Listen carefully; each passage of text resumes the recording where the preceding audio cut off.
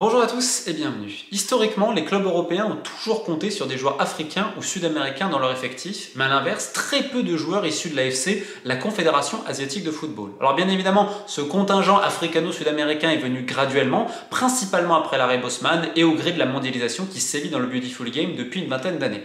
Sauf que l'Asie, en fait, ça a toujours été un petit peu en marge. Sauf que depuis quelques années, quand même, on remarque qu'on a de plus en plus de top joueurs asiatiques dans des clubs importants qui jouent des Coupes d'Europe. Alors bien évidemment, il y a Tottenham avec Son depuis des années qui fait la chansonnette en première ligue. Mais on remarque par exemple, pour rester sur la Corée du Sud, que Kim Min-jae, le défenseur, après la Turquie, grosse saison à Naples et transfert au Bayern cet été. On a le Paris Saint-Germain qui va chercher à Majorque Lee Kang-in. On a également l'attaquant iranien Mehdi Taremi qui fait les beaux jours de Porto en Ligue des Champions. Alors ça, on a des joueurs, on voit, qui intéressent des top clubs. Ce qui était quand même assez inenvisageable il y a une dizaine d'années. Et ce qui était encore plus inenvisageable, c'est de voir des joueurs autres que des Japonais, des Coréens, qui ont toujours été, on va dire, les nationalités favorisées par des clubs européens. Ben aujourd'hui, on voit que Montpellier va signer un Jordanien, Altamari, qui a d'ailleurs mis un doublé contre Lyon ce week-end. Il était déjà en Belgique depuis quelques années, après quelques périodes à Chypre. Et donc, on remarque qu'il y a même d'autres types de nationalités. Lens qui va signer un joueur ouzbek, il y a quelques années, c'était complètement inenvisageable. Alors, comment on en est arrivé là ?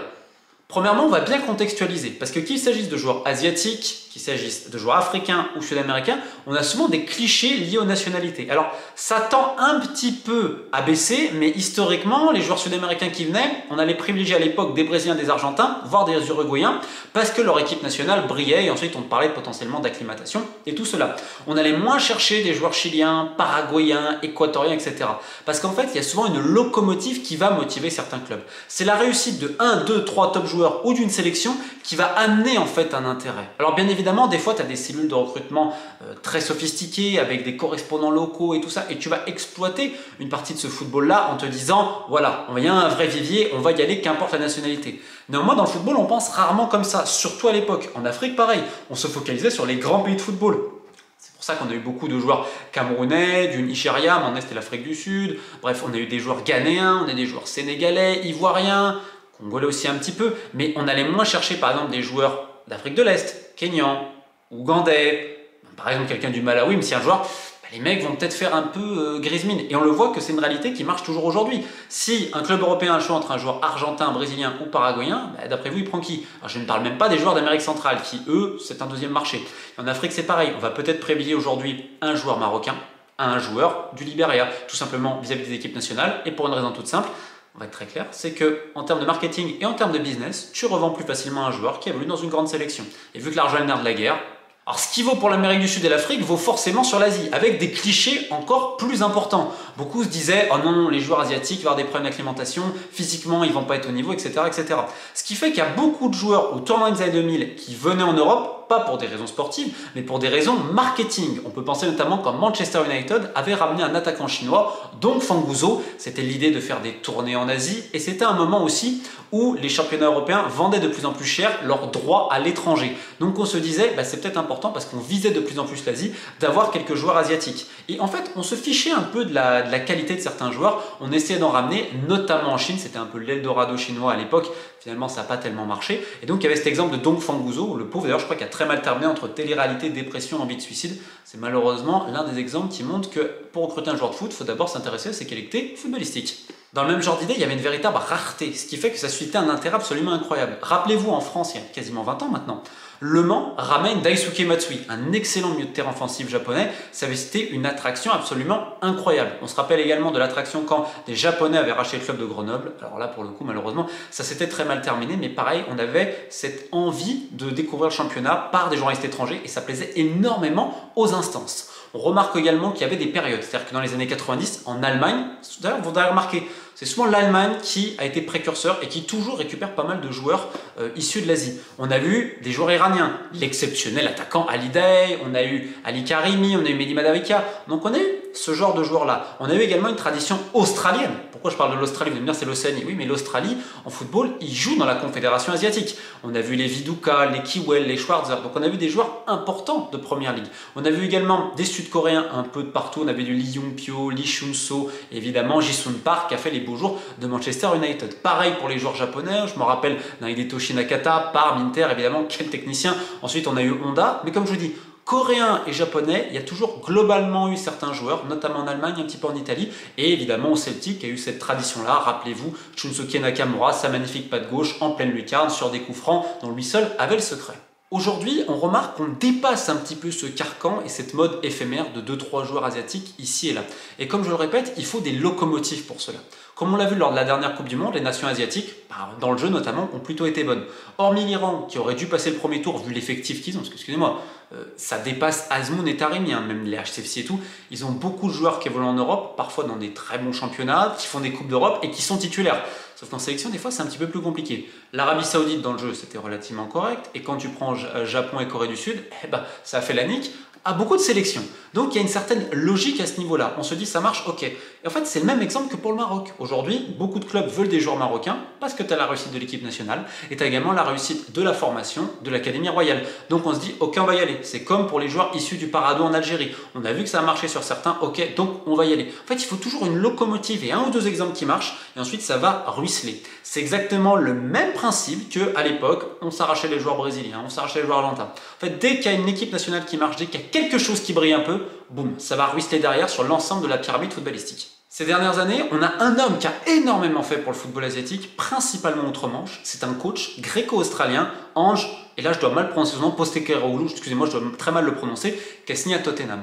Alors lui, quand il est arrivé au Celtic, ça a été, oh là là, il vient d'où? Il vient d'Australie et tout. Alors on sait qu'il était né en Grèce, qu'il avait passé l'essentiel de sa vie en Océanie, et donc, comme je le répète, l'Australie est rattachée à l'AFC, donc à la Confédération Asiatique.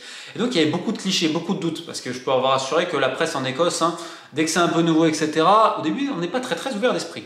Néanmoins, il a conquis absolument tout le monde dans les méthodes de travail, dans la manière de jouer. Le Celtic est honnêtement très séduisant et il a recruté énormément de joueurs du continent asiatique, principalement japonais et coréens. Ce qui fait qu'aujourd'hui en Écosse, tu as une batterie de joueurs asiatiques qui arrivent, des joueurs australiens, des joueurs coréens, et ça dépasse le Celtic, notamment Heart of Midlothian qui dispose de pas mal de joueurs issus de l'AFC. Et vous avez donc ce coach-là qui a signé à Tottenham, c'est déjà aussi une énorme récompense pour le football asiatique parce qu'il est considéré à ce niveau-là, et je dirais même asiatico-océanique, parce qu'il y a quand même toujours cette idée que l'Australie, forcément, c'est quand même un pays qui est situé sur le continent océanique. Donc de fait, ça crédibilise ce football-là. C'est comme tous les joueurs japonais ou coréens qui sont en Allemagne ou qui sont venus également dans des championnats, on va dire, de moindre mesure. On pense aux Pays-Bas, on pense à la Belgique. Et forcément, ensuite, il y en a plein qui sont transférés. Alors bien évidemment, tu as d'autres exemples, notamment Bundesliga, Endo faisait quand même des ravages au milieu de terrain, c'est Liverpool qui est allé le signer. Alors évidemment, dans tous ces joueurs-là, des fois il y a des flops ou des mecs qui n'ont pas encore, sont pas encore parvenus à donner leur plein potentiel. On peut penser notamment à Kubo, venu très jeune au Real, etc. et tout. Mais ça montre l'attractivité. Un autre élément qui explique tous ces transferts-là, c'est évidemment le business. C'est que quand tu vas chercher des joueurs en Asie, les indemnités de transfert sont des fois pas trop élevées et tu te dis attends, mais potentiellement ce joueur, je peux m'en servir comme un club tremplin et clac, je peux le revendre bien cher. Et en même temps, tu as des agents de plus en plus implantés sur ces marchés-là. Alors d'ailleurs, on remarque que tu as pas mal de mecs issus des diasporas, notamment du Golfe, notamment d'origine iranienne, irakienne, etc., qui sont souvent basés à Londres et qui vont servir d'intermédiaires et qui vont motiver les clubs pour un terme financier. Les salaires sont pas très hauts, les indemnités de transfert sont pas non plus super hautes, et en fait l'idée c'est vraiment, on ramène dans un club tremplin et ensuite on va plus haut. Parce que les exemples aujourd'hui, ils sont légion. Et comme je vous le dis, on arrive quand même dans un football où il y a toujours beaucoup de clichés liés aux nationalités et de raccourcis, mais tu as quand même des gens qui se décident d'aller plus loin. Et là on va prendre l'exemple d'Altamari, un joueur jordanien qui avait joué à Chypre assez jeune et qui ensuite est parti en Belgique à Louvain. La Belgique, forcément, c'est un championnat tremplin, donc c'est pour ça que tu as souvent plein de nationalités différentes. Là, Montpellier fait le pari. C'est la première fois qu'un joueur jordanien arrive en France. Le mec va à 3000 à l'heure, techniquement et tout. Alors c'est vrai qu'en sélection jordanienne, on peut évidemment parler avec Al Dardour, qui est un peu une légende en termes de l'attaque jordanienne. Et Altamari, il marquait pas tout le temps, parce que des fois, il y a des mauvais choix, un manque de finish et tout. Sauf que le mec, techniquement, ça a toujours été un surdoué quelque part. Et c'est la première fois que tu as un Jordanien qui s'impose, parce qu'il s'était imposé en Belgique dans un championnat européen, et là il fait l'escale à Montpellier. Ce qui va forcément ouvrir le pas. Je ne dis pas qu'il faut ramener plein de joueurs jordaniens, d'Oman, etc. et tout, parce que moi je me tape les matchs de l'AFC. Donc des fois tu as des purges absolues, et des fois tu as aussi des échecs. Pour l'an passé, fait venir une des stars du Vietnam, ça n'a pas marché. Et derrière, on remarque que souvent en Asie du Sud-Est, il y a beaucoup de mal. Alors, certains vont te citer des limites physiques vis-à-vis des gabarits, de l'intensité et tout. C'est pas du tout le même niveau. Parce qu'il faut comprendre que ces sélections d'Asie du Sud-Est sont souvent assez faibles et se qualifient difficilement pour les Coupes d'Asie. Même si je tiens à nuancer qu'il y a énormément de problèmes dans le football thaïlandais et vietnamien. Et en fait, le football asiatique, indépendamment de son endémique corruption et de sa gestion abracadabrantesque, est en réel progrès. Il suffit de voir la Coupe du Monde, mais aussi les Coupes d'Asie et les qualifs à ce niveau-là. Même des nations comme l'Iran, ils ont eu énormément de mal à se qualifier pour le dernier mondial. Même le Japon, ça n'a pas été une promenade tranquille. Pourquoi? Parce que le niveau, il est en hausse. Et tu as des joueurs locaux, souvent bien surprenants, avec des styles très marqués. Parce que quand on parle de l'AFC, mais imaginez qu'on part du Liban pour arriver à l'Indonésie. C'est-à-dire que tu couvres des zones absolument colossales avec plein de manières de jouer au football différentes, de philosophies différentes et également de gabarits différents. On ne peut pas comparer les gabarits en Mongolie, de l'Asie du Sud-Est ou du Bhoutan. Alors évidemment, pour ces pays-là, il y a un retard footballistique évident. Néanmoins, on essaie de travailler pour combler cela. Sauf que tu as plein d'autres pays. Et là, on peut rajouter même l'Irak à ce niveau-là, voire la Syrie, où tu as des joueurs qui ont largement le niveau pour jouer en Europe. Et là, avec l'ouverture actuelle qu'on voit, on se dit, ok, on va tester de nouveaux marchés, également pour des raisons économiques, et bien ça va permettre peut-être à ces joueurs de venir. Il y a également une autre raison pour laquelle ces joueurs peuvent venir. C'est qu'avant, souvent, ils atterrissaient dans le golf. Or, aujourd'hui, le golf va à tout prix recruter des joueurs qui sont en Europe, des joueurs un peu plus forts et tout. Donc, ces joueurs-là qui avant prétendaient à des clubs de D1 dans les pays du Golfe, soit ils vont aller en D2, soit ils vont aller dans d'autres pays du Golfe moins cotés, mais les salaires, ça va faire une bonne chute. Donc potentiellement, les agents vont essayer de les rebasculer dans des ligues secondaires en Europe. C'est pour ça que ces prochaines années, on va voir de plus en plus de joueurs asiatiques. Et mon petit doigt, je mets mon petit doigt à couper, tu auras de plus en plus de nationalités qu'on n'avait pas forcément l'habitude de voir. Ça ne veut pas dire que ce sera forcément un succès, parce qu'il y a forcément une période d'adaptation, ce sont des footballs différents, pas tous sont aussi des très bons joueurs. Néanmoins, ça montre quand même qu'en termes de recrutement, il y a de plus en plus de clubs européens qui ouvrent les yeux, et que oui, il y a énormément de talent en Afrique. D'ailleurs, j'ai envie de leur dire, pas uniquement dans les grands pays, il y a énormément de talent en Amérique latine, mais également énormément de talent en Asie, et en plus, il est souvent méconnu. Keep the faith.